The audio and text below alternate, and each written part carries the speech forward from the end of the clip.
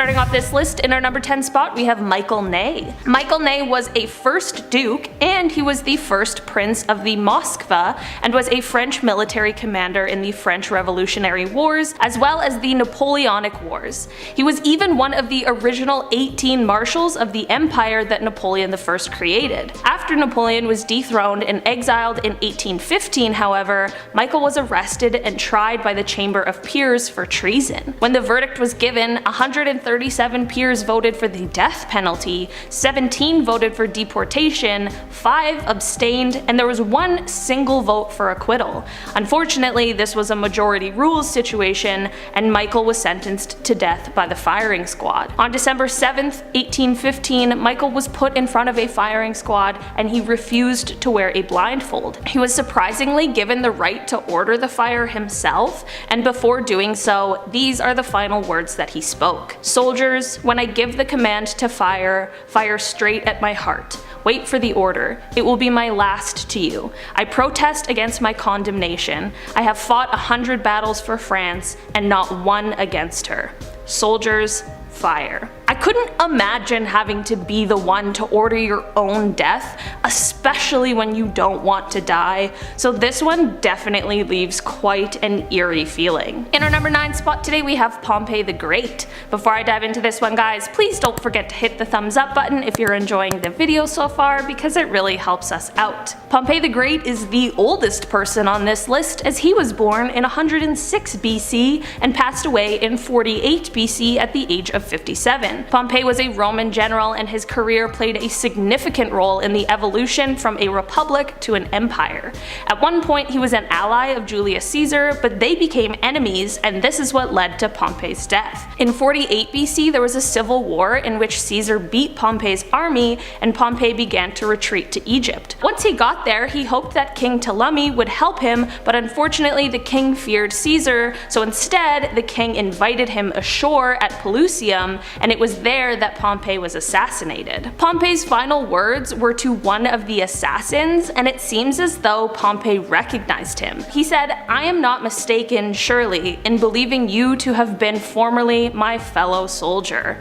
Certainly being assassinated is never good, but by people you know and possibly trusted is definitely quite a dark twist." In our number 8 spot today we have Sir Philip Sidney.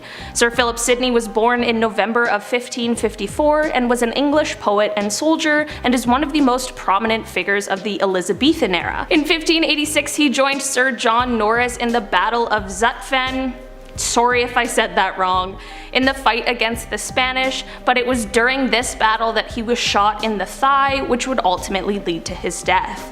One of the most well-known stories about Sir Philip Sidney is when he was laying wounded next to another soldier who was also wounded. He spoke his last words to the other soldier when he was giving him his water. He said, "Take it. Thy need is greater than mine." It seems as though he must have known he was about to pass, but it also shows the kind of person he was, which seems to be a very noble person. He certainly left a legacy, considering we are still here talking about him today. In our number 7 spot today we have Joachim Murat. Joachim Murat was a marshal of the empire and an admiral to Napoleon, and he was also the king of Naples from 1808 to 1815.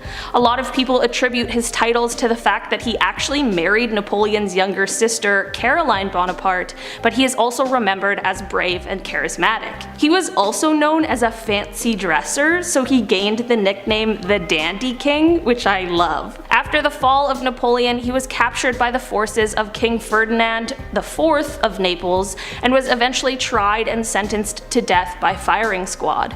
When the time came, he refused a chair and a blindfold and said, "I have braved death too often to fear it."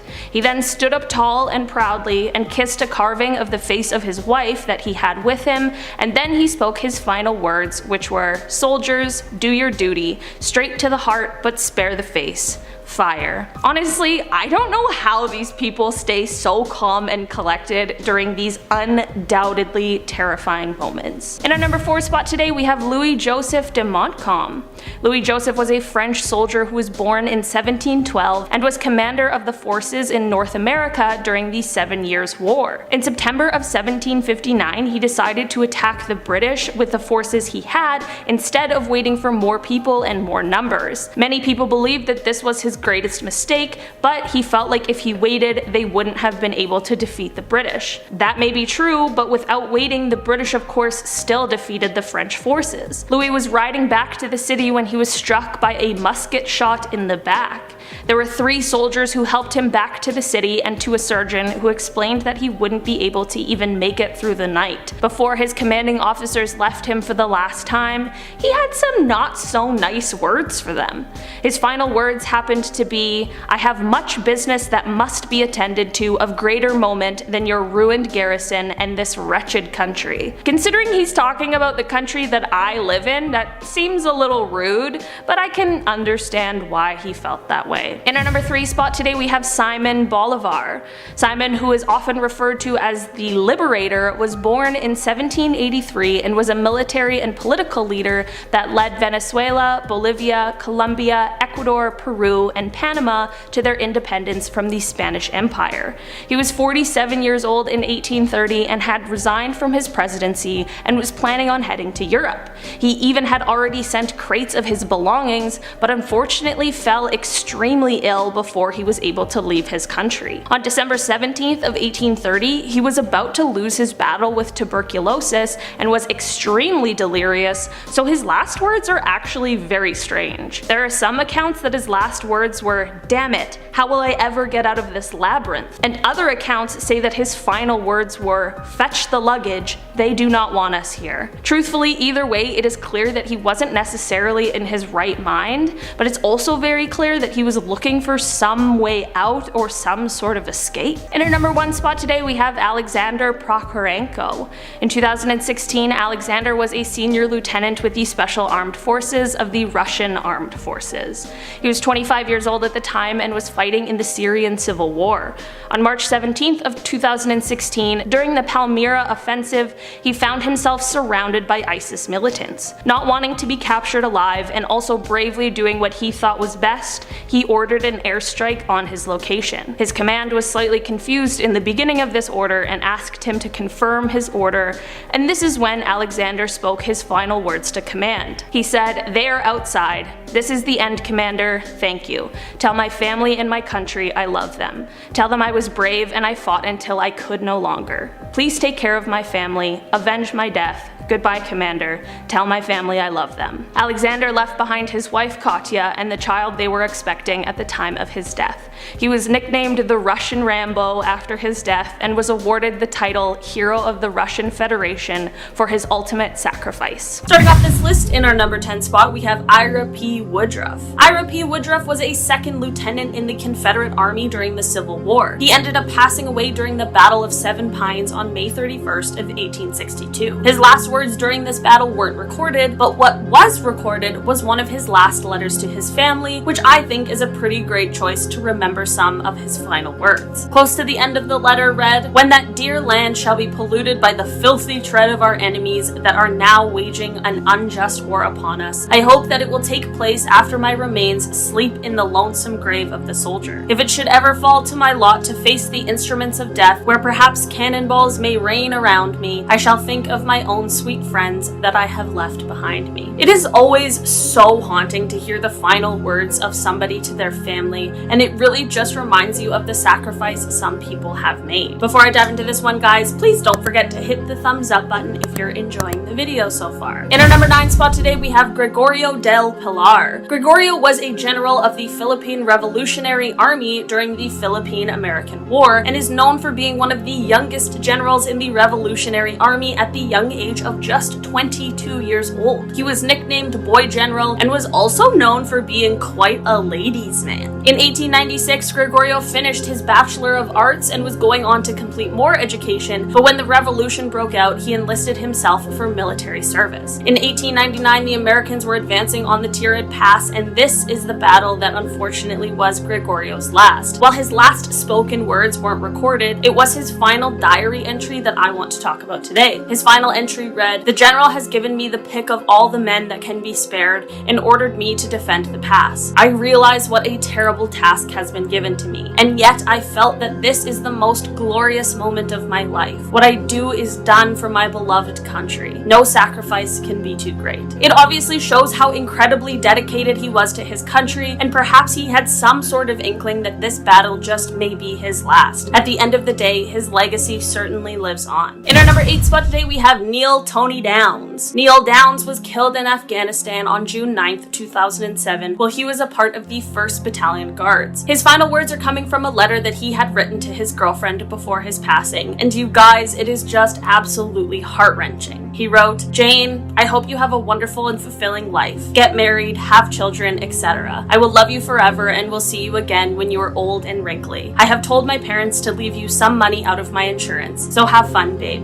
Okay, gonna go now, beautiful. Love you forever. Tony, XXX." Any letter left to family before someone passes is incredibly hard to read, but there is something that is just so terrifying and sad when those words reflect that they knew that the end was near. To end this one on a happier note, in the letter he also wrote about how he bets his lottery numbers will get picked now, which made me laugh through the tears I had the first time I was reading the letter. In our number 7 spot today, we have Henri de la Tour d'Auvergne. I'm so sorry to any French people watching this. Henri was a French general who has gone down in history as one of the greatest military commanders in modern history. During the Dutch War in the summer campaign in Salzburg on July 27th, 1675, Henri was struck by one of the first shots. I believe it was also a cannonball, so it was most definitely not a good scene. He laid on the ground, barely able to breathe when he uttered his last words, which were, "I did not mean to be killed today." Aside from that being very honest, it's also quite sad. I always like to picture people's final moments as peaceful or just hope that they have no idea what is happening, but this was of course not the case for him. After his passing, when his death was announced, people all over were mourning the loss as he was an incredibly well-respected man. In our number 6 spot today, we have Thomas Jonathan Jackson. General Thomas Jonathan Jackson is much better known by his nickname Stonewall Jackson. He was a Confederate general during the American Civil War and is one of the most well-known commanders there has ever been, as he had quite a significant role in winning a lot of the most famous battles. Now, in 2021, he certainly has a slightly controversial past, but we will save that for another video. After the Battle of Chancellorsville, Stonewall ended up being mistakenly shot in the left arm twice and once in the right hand. This led to his left arm being amputated, but the medical struggles did not end there. He ended up developing signs of pneumonia, but the doctors didn't catch the signs in time. On May 10th, 1863, just a short 8 days after he was shot, he ended up passing away from his pneumonia. Before he passed, his doctor recorded his last words. He was very weak, but he managed to utter the sweet words, "Let us cross the river and rest under the shade of the trees." This is not dark like the other ones on this list, but it sure is memorable. In our number 5 spot today, we have Maynard L. Beamsdorfer,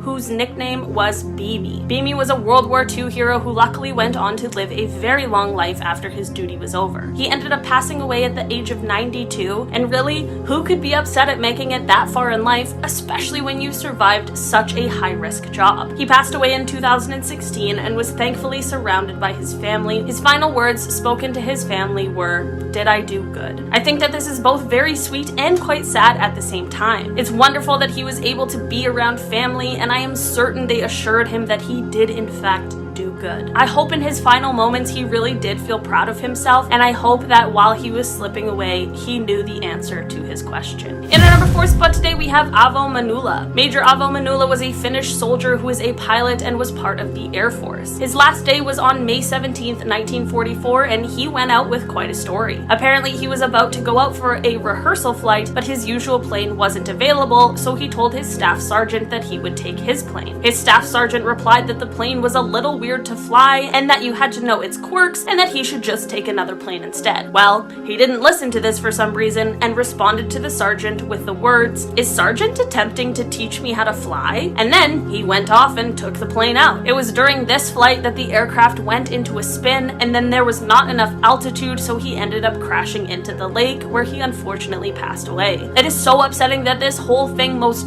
definitely could have been avoided if he just listened to his sergeant that day. In our number 3 spot today, we have Alexander de Coteau. Alexander de Coteau was a Cree athlete who became the first Indigenous police officer in Canada in 1911 before he joined the Canadian Expeditionary Force in April of 1915. He sadly ended up passing away in battle in 1917. And while his last spoken words weren't recorded, I do have his last words from his final letter to his sister. He wrote, "Well sis, remember me to Dave and the children. I do hope to see you all before long, if only for a little while. Be good to yourself and don't work too hard. As ever, your loving brother, Alex." As someone with a lot of brothers, this one just really got me straight in the heart, you guys. I'm so glad that his final letter to her got to end on such a sweet note, and I'm sure it is something that she always cherished. In our number 2 spot today, we have Sanada Yukimura. During the Warring States period in Japan, there was one incredibly famous samurai warrior. Sanada Yukimura was an incredible fighter and is best known for being the leading general on the defending side of the siege of Osaka. Sanada is known as a hero and has even been called the #1 hero in Japan. Unfortunately, the summer siege of Osaka Castle was his last and where his haunting words come from. He ended up being mortally struck, and this is when he stumbled out onto the field while removing his helmet. This is when he said the words, "I am Sanada, no doubt an adversary quite worthy of you, but I am exhausted and can fight no longer. Go on, take my head as your trophy." These truly might be some of the coolest last words ever, and that is sincerely a reflection of the type of warrior he was. In our number 1 spot today, we have Jan Žižka. Jan Žižka is a hero in Czech and was lovingly nicknamed One-Eyed Žižka after he lost one and then both of his eyes during battle. He is still regarded as one of the most prominent military leaders despite living so long ago, which certainly is quite a legacy. There was quite a bit of time during his life where he and his men were fighting against King Sigismund, who was the king of Bohemia. Jan didn't end up passing away in battle, however. He actually died of the plague in 1492. After his passing, his men called themselves orphans because they said it felt like they had lost their father. And if that doesn't speak to the kind of leader he was, this next bit definitely will. It has been recorded that his last words were, "Make my skin into drumheads for the Bohemian cause." While kind of gross in thought, I think it definitely shows his commitment and passion in how he wanted to lead his men into battle any way he could,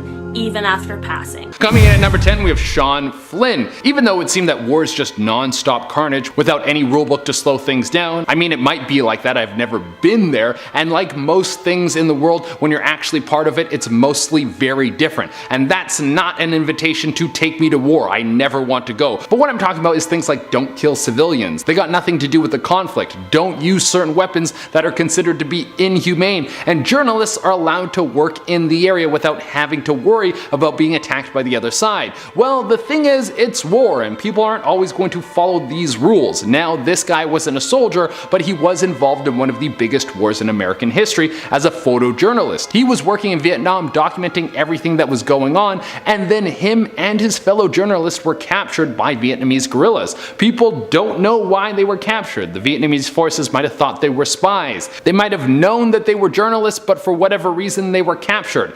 After that, no one knows what happened to them. They might have been taken behind enemy lines and then sold off to other people, or they might have escaped and got lost in the wilderness and passed. But to this day, the fate of those two men is still a mystery. And guys, make sure you hit that like button because it really helps us out. Coming in at number 9, we have Enrique Roman Martinez. Back in 2020 on Memorial Day, Enrique Martinez would go missing. His family put out a missing persons claim for him, and for a significant period of time there was nothing found. It would seem that he might have ran away because his family said that he didn't have any enemies and described him as a hippie. Seems like an interesting combination of hippie and soldier, but he just wanted to live a fun life with his family after serving his time in the military. Eventually there would be a discovery made that would help the family know what happened to their son, more in the sense it would let them mourn and have some closure. His head was found in a pier after it washed ashore. This shocked the community where he lived. The problem was that the rest of him was never found, so it was hard to find out what actually happened to him. There was no no security footage of what happened to him either, so it's unknown who could have done this to him.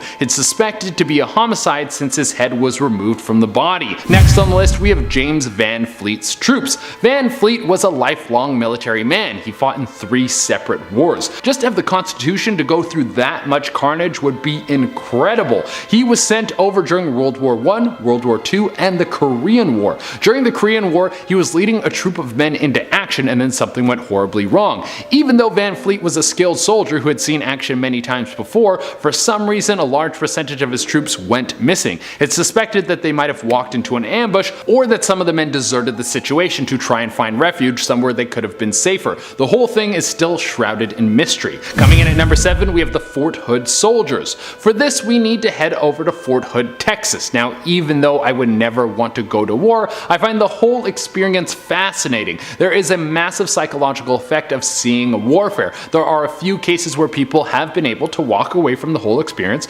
without it affecting them very much, but for other people it seems like it sticks with them for a very long time. And then those ongoing effects might stick with your platoon. In Fort Hood, Texas, there has been a series of missing soldiers that people cannot explain. There seems to be something going on over there that is causing people to snap. On 2 separate occasions, people have opened fire on their fellow soldiers, and since then 12 different people have gone missing. Now 2 of them were found, but they were not alive. Could these people be running away from the military because they're finding out that this life is not for them, or is there something that the fort is trying to keep secret and some reason they needed to take people out? No one knows why so many troops have gone missing within the American borders, but it has been raising a lot of suspicions. Next on the list we have Bowe Bergdahl. Bowe was fighting in the military around 2010. He was over in Iraq, he was serving with his troops, and then out of nowhere he would disappear. There was a search launch for him, but it would seem that he was lost to the world. People thought that he might have been killed in action or that he might have ran away from his post from the stress of being out there, but the answer would actually have been darker than both of those. He would pop up in a Taliban video. He had been taken prisoner by the terrorist organization and was now pleading on the video for his American government to do something to bring him home. Next on the list we have Aflon Bukowski. You think one of the coolest parts of being in the military would be gathering intelligence. If the movies paint the picture accurately,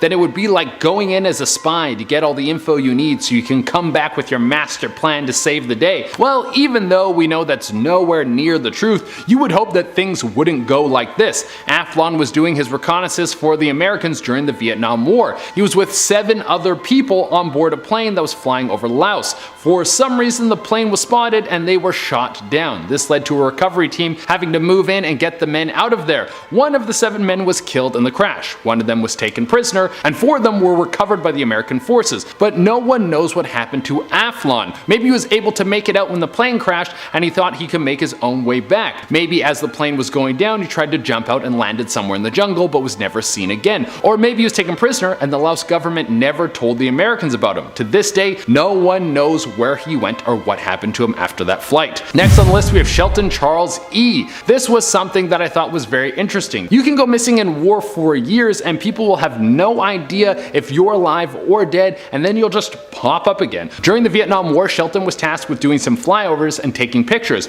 It sounded like it should have been something fun and relaxing, but I don't think there's anything in the military that is fun and relaxing. And this trip to grab these photos would have been extra stressful. During the flyover, his plane caught fire, and that's pretty damn serious. I don't know if you guys have been on a plane or know that much about aviation, but when you start to see fire when you're up in the sky, there's a good chance that you're done for. Now this plane went down, but he was able to call for rescue before he hit the earth and he survived the crash. Now your boys should have come right for you to save you, but there was weather conditions that made it horrible for them to come in and making it impossible for the men to get there to save their man. It took them 3 days to get through there, and by the time they did, he was gone. Now people didn't know what happened to him. That was until 3 years later when he popped up as a Vietnamese POW. The whole time he was alive and his buddies had no idea where he went. Next on the list we have Sanjit Bhattacharjee. We would like to think that everyone is following the rules of war, but that is sometimes not the case. Sometimes you can be taken away and forgotten about, and that might be what happened to Sanjit. Sanjit was in the Indian Army and he was in charge of patrolling the border between India and Pakistan. Back in April of 1997, him and his platoon were out patrolling and they came back without him and 1 other soldier. Since then, his mother has been petitioning with the Supreme Court to find out what happened to her son. There is a chance that he was was killed in action, but there are a number of Indian soldiers that have been taken into the custody of the Pakistani military that the government is denying. Sanjeev's mother is sure that her son is one of those soldiers. Even after 24 years, she is still fighting to have her son returned home safely. That is a very good mom.